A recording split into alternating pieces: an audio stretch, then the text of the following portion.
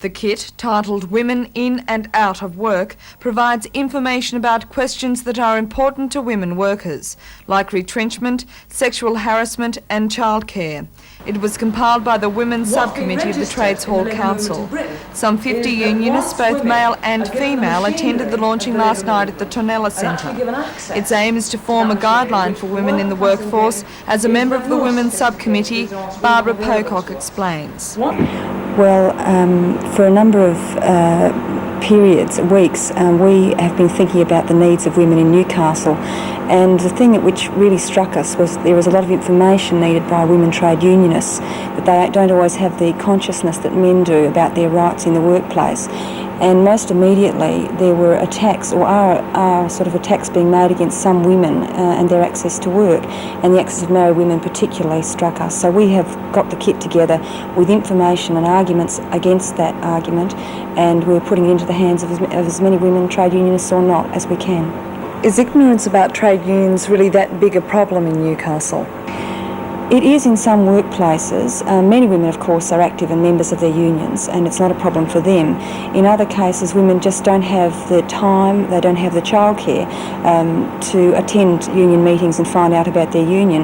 And often, sometimes men on the job will assume that they don't need to know that, whereas, of course, for them it's a really essential issue. And women are facing retrenchment in the same way that men are in Newcastle at the moment. So that's why we thought it was necessary to make a kit.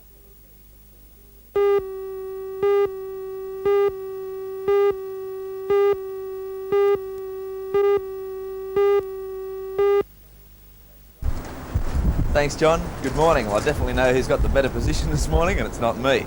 Very unpleasant out here at the moment. Very strong winds from the south, around 20 to 30 knots at the moment. Very gusty indeed.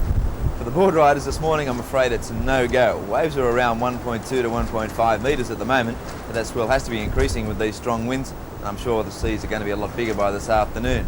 As far as the swimmers are concerned, it's also no-go. All of our city beaches are quite dangerous. Sweeps to the north, bad rips. It's a day for the baths. The weather's very unpleasant, not going to be a good day for the beach at all, and on that note we'll just take a look at the forecast, and it reads cloudy with showers, a cool day with south to southeasterly winds at 10 to 20 knots, that's 20 to 40 kilometres per hour, slight to moderate seas on a mainly moderate swell. Newcastle heading for a top today of only 20 degrees, Scone expecting 21, and the outlook for Thursday, cool to mild with showers clearing. High tide this morning will be at 20 minutes past 8 at 1.7 metres. Low tide at 2:30 this afternoon at 0.4 of a metre.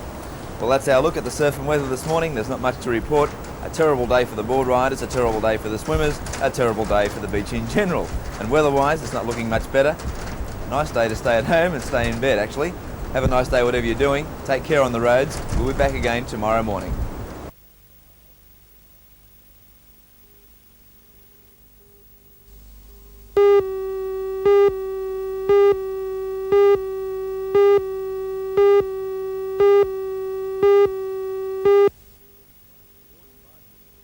The warning by the Minister for Science and Technology that Newcastle must look after itself caused few ripples today. Most leaders feel the region is already trying to do just that.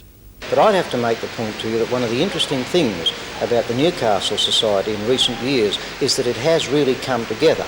And our organisation, for example, has been talking communication, cooperation and coordination, and not only talking it, but doing something about it. And really, the perfect example of the way in which the community has come together, in that the attitudes here are much better than they were, and we believe the attitudes are right. The perfect example would be the BHP situation. The way in which the unions and BHP and community groups came together here to talk about it is, I think, an excellent example of what can be achieved. The President of Newcastle Trades Hall Council, Athol Cowley, believes there is already a general willingness in this area for diverse interests to pull together. The potential for development of a vast range of both industries and manufacturing, service, etc. do exist in the area, and I think that people, in realising that, are coming to see that they'll have to speak to one another in a fraternal and friendly way and constructive way to achieve the progress that'll bring Newcastle to the position it should have been 100 years ago. Chamber of Commerce President Clem Varley believes the term summit misplaced in reference to Newcastle and supports the idea of a committee advanced by member for Newcastle Alan Morris. The best way to do it is through our local member, and our local member has already suggested that a development committee should be formed, and provided this doesn't become an unwieldy exercise on top of the other organisations, I think it's an excellent idea. The Lord Mayor also believes a committee could achieve more for Newcastle than a one-off meeting. The City Council have decided to formulate a committee called the Newcastle Development Committee, and that would take in all the difficulties of Newcastle. The summit conference, I understand, would be the technological problems that Mr Barry Jones is speaking of, but I feel that that would be a much better idea. The Chamber of Commerce, the Chamber of Manufacturers, the Trades Hall, the Newcastle City Council, the Hunter Development Board, all those people. It worked with the Dockyard Committee. There was no bogging down on the Dockyard Committee. It was a very successful committee, and we finally ended up with the floating dock.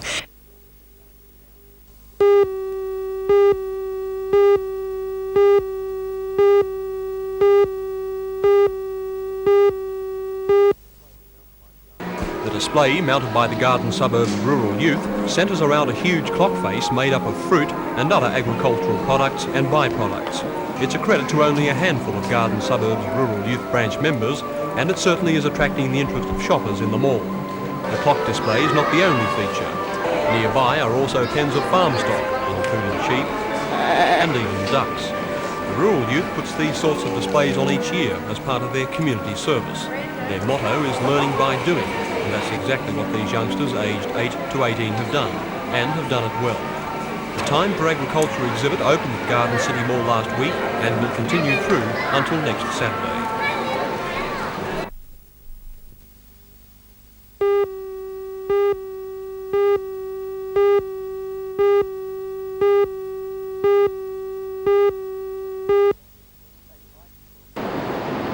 Thanks, Mike. Well, of course, we started up here this morning with 120 surfers. By the end of round one, which we're getting very close to, we'll be left with 60 surfers, comprising 10 heats in the second round of 6 surfers in each heat. We already went through the results of the first 10 heats, looking at the last 7 that we've just gone through. In the heat 11, Roger Clements from Merriweather. Heat 12, Peter Harris from the Central Coast. In heat 13, Jeff Mender, a visitor from Bali. He's over every year for the Australian contests. Heat 14, Luke Egan, another young Merriweather local. 15th heat, Big Adam, also from Merriweather. Heat 16, Paul Green from the Central Coast, another APSA surfer, very strong in the circuit last year. And in heat 17, Sid McKenzie from Port Macquarie. Well, things are progressing quite well. The tide's running out, the waves are looking a little bit better, and we'll be giving you some more results of the second round as it starts later on. Back to you, Mike.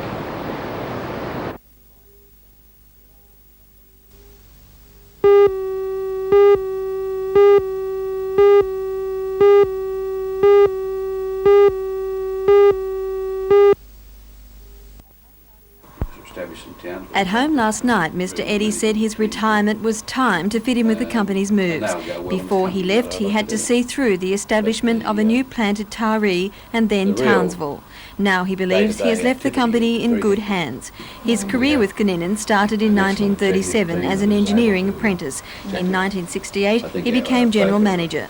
Since then, the company's turnover has risen from $4.5 million to $77 million. Even in hard times, Gunninan's has been able to weather the storm. Expertise is not the only ingredient to the company's success, according to Mr Eddy. Over the years, he's placed particular emphasis on planning. I think that the whole name of the game is to plan for the future, the longer term, to look after itself. And if you've got a very good sales team and a good product line to sell, you will do well all the time.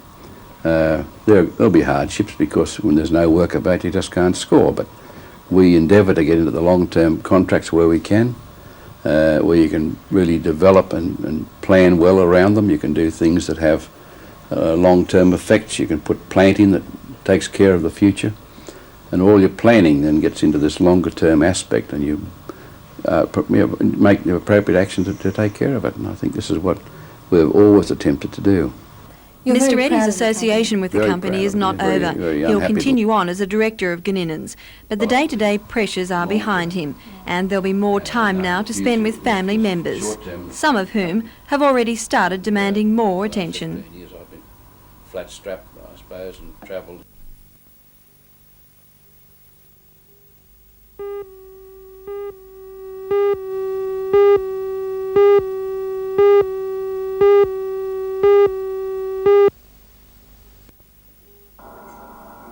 This is just part of the information available during Law Week, covering most legal problems, including your rights concerning random breath testing. Starting today, members of the legal profession will be addressing school children, community groups and service clubs on a wide range of issues. According to the president of the Newcastle Law Society, Mr Paul Anasich, the public remains in the dark when it comes to legal rights.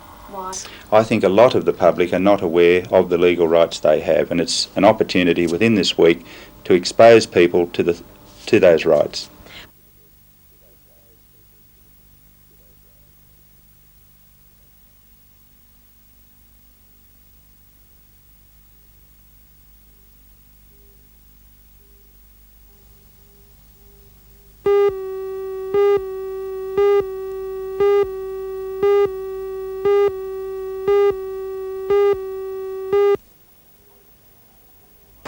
According to the NRMA, tomorrow's drivers will face a whole new set of problems.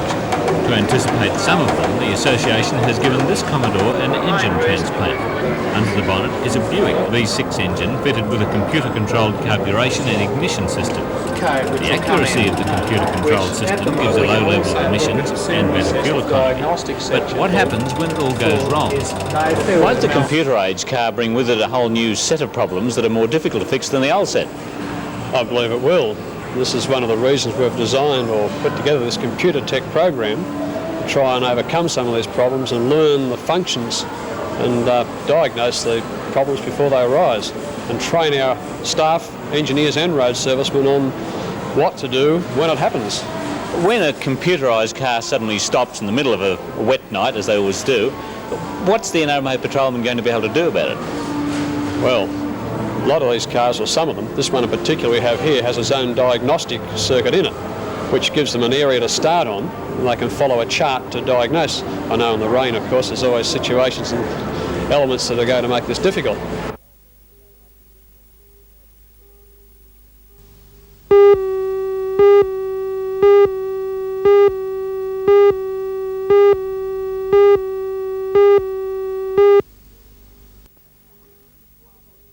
The Hunter District Water Board's plans are contained in this book available to the public. The board plans to extend Grahamstown's storage area by 1992 and build a new dam on the Williams River at Tilligra. Along with other work, the board's projected plans for our water supply over the next 30 years amount to $400 million.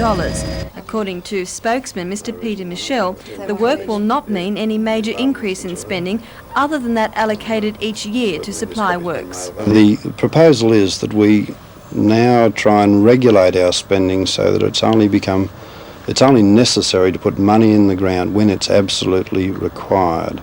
So the part of the development plan is to make sure that we know exactly when we need to spend money and where we have to spend it, whether it's on a new source of water, a new major reservoir, an additional pipeline or a treatment plant or something like that. I can't see it as a great increase in the spending rate, if you like, a more regulated pattern of spending. Meanwhile, the chairman of the Hunter District Water Board Consumers Committee, Dr Bridgman, has expressed concern about the cost. Who is to pay for the increases in the works over the next 20-25 years? Already the people in this region are highly overburdened with water rates. They pay the highest water rates of any major region in Australia. Surely these people cannot be forced to pay much more in water rates simply to establish these major systems. The state government and the federal government have to come to the party.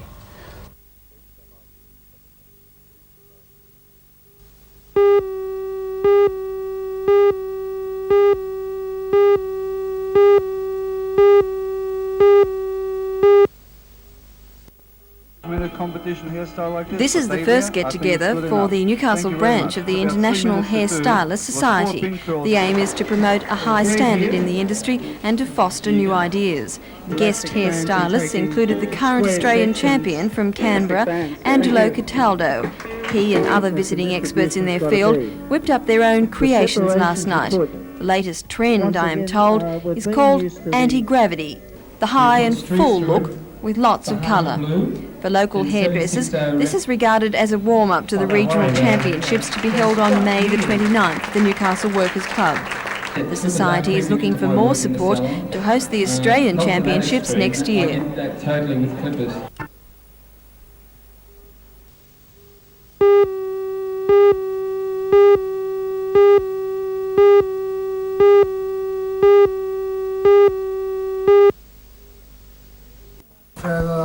The meeting last night in the Port Stephens Shire Council chambers was called to float the idea of building the steamship to commemorate Australia's bicentenary celebrations. Our idea is to build a replica of the William IV, which was the first ocean-going steamship built in Australia and was in fact built just upriver at Clarencetown. Community leaders, council representatives and those involved in the shipbuilding industry indicated their interest in the scheme, but there's still a number of obstacles to overcome. The cost has been put at $500,000. A big problem is deciding if the steamship should be a static display or not. Another public meeting on the issue will be held in the near future. The complete ship. The ship itself.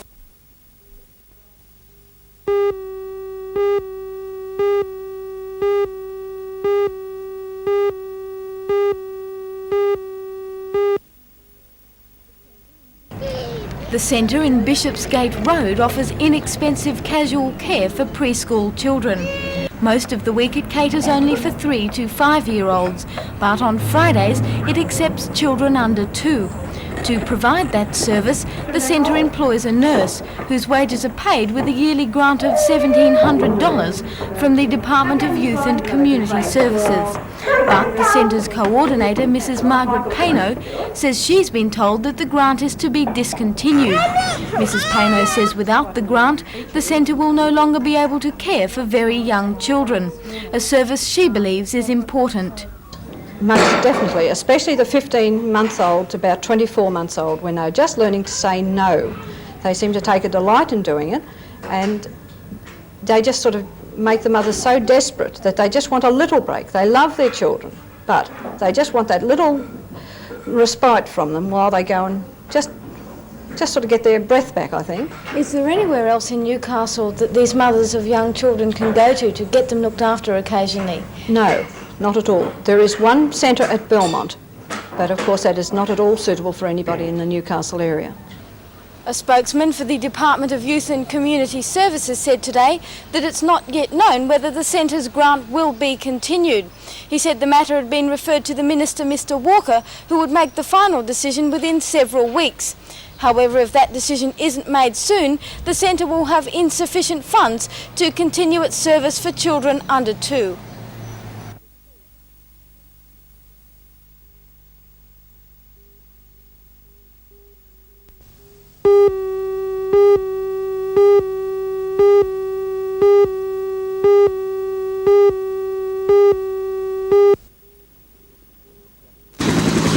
Jack Kelly is the officer in charge of all of the Australian Army's fighting forces. Today he came to see how the 3 reserve battalions of the 8th Brigade are shaping up. For over a week, the 17th, 2nd and 41st Battalions have been deployed in the Wallaroo and Narong forests as the culmination of their year's training. As the reservists go through their attack role against a regular Army force, they're assessed by observers. The operation is under the command of Brigadier Rod Fay, who rates it a success. It's achieved all the objectives we set for it. In that sense, it's been highly successful, yes. How have the reservists measured up? They've been combating regular Army troops in the exercise. Well, comments I've had particularly from our regular Army support that we've had have been highly complimentary of the reserve soldiers and their skills and particularly their enthusiasm. How realistic do you think these conditions are operating in forest country like this? In an exercise like this, it's always difficult, but we're trying to attain the maximum effect of realism that we can. This is one of the reasons why the insertion this morning of the company into the exercise was done by helicopter, and we try and add as much realism as we can. If Australia was involved in any conflict, though, might it not involve urban areas, as we've seen in other parts of the world? This is so, but given the current training doctrine that we have, we're training for open warfare, and the sort of exercises that we're doing here are in line with the way we see our training role.